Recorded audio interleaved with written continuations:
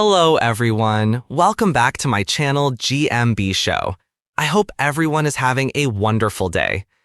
Eamonn Holmes has opened up about the unconditional love he has for his dog Maggie, who he adopted with his now ex-wife Ruth Langsford. The former couple rescued the pet pooch from the charity Dogs Trust 15 years ago, and fans have since got to know her through social media ever since. Following the pair's split last year, Maggie has remained with Ruth at the Surrey home they once shared. Discussing their pet pooch, Eamonn claimed that while their bond remains the same, his health issues have get in the way of him showing Maggie his true affection. "There's only one word I'd use, and that's love," he shared. "She changed me, changed my life, and changed my perception towards people. I am now disabled. I'm in a wheelchair. I've not been able to walk for 2 years, and this has affected my relationship with Maggie for the worse. Obviously, the dog is low down in the ground, so I can't bend down. I can't lift her up. I can't take her on walks." Speaking to The Times, Eamonn went on to confirm that Ruth was the primary carer of Maggie, but said their dog still recognizes him. "Although I can't do what I want to do with her, my relationship with her supersedes that," he added. Eamonn went on to describe his love for Maggie as pure and unadulterated, something he says he hasn't experienced before. "It's love that I've often looked for in human beings, and suddenly you're getting it back, this unconditional love. There's just an empathy," he added. Eamonn and Ruth announced they had parted ways back in May last year after 14 years of marriage. He has since found love again with Katie Alexander, 43, a relationship counselor, while Ruth has remained single for now. As well as Maggie, they also share a 23-year-old son named Jack, while Eamonn additionally has 3 other children from his first marriage. Speaking about their split for the first time back in February, Ruth told Woman and Home magazine, "I'm quite fine being on my own, but not forever." Loose women, Ruth Langsford mentions her lack of sex life. "Relationship breakdowns are very difficult, but you deal with it and have to move on. You can let yourself crumble, or you pick yourself up and get on with life. It's a choice." Ruth concluded by saying she wasn't delighted that their marriage is over, but had accepted the outcome. Previously discussing life at home with Maggie, Eamonn made a cryptic joke about Ruth loving their pet pooch more than him. He told The Telegraph, "If my wife loved me the way my dog loves me, I'd be a very happy man." Ruth added, "We love her so much. You come home and you've had a tough day, a long day, whatever, and I see her and she sees me, or Eamonn, and you see her tail going, and then she runs off, and I know it's because she's getting a toy from her basket to bring you. It's just the loveliest thing, and you forget everything you were worried about, annoyed about, cross about."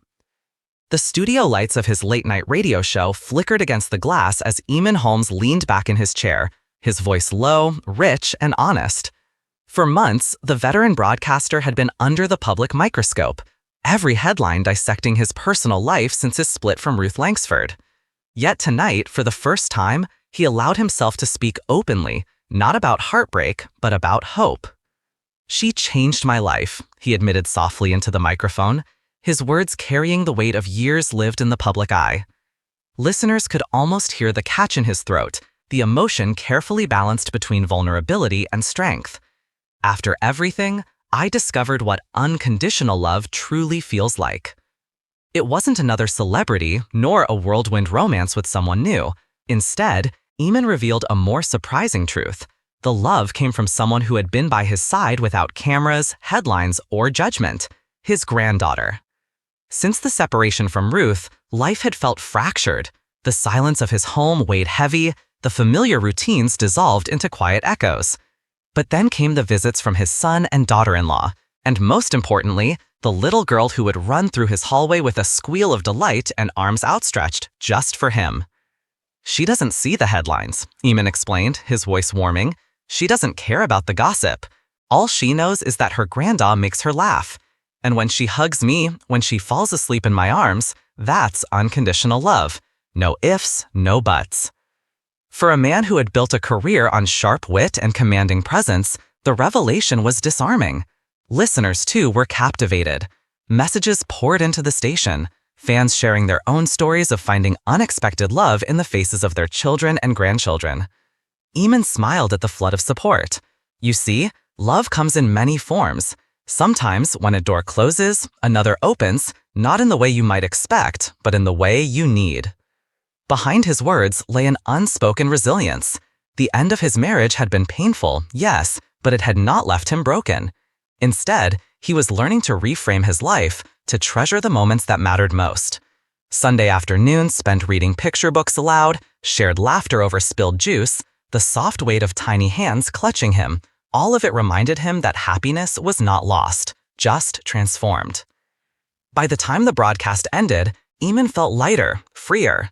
He hadn't intended to reveal so much, yet the honesty felt right. Outside the studio, the night air was cool, filled with the hum of London life, but inside his heart burned a quiet certainty.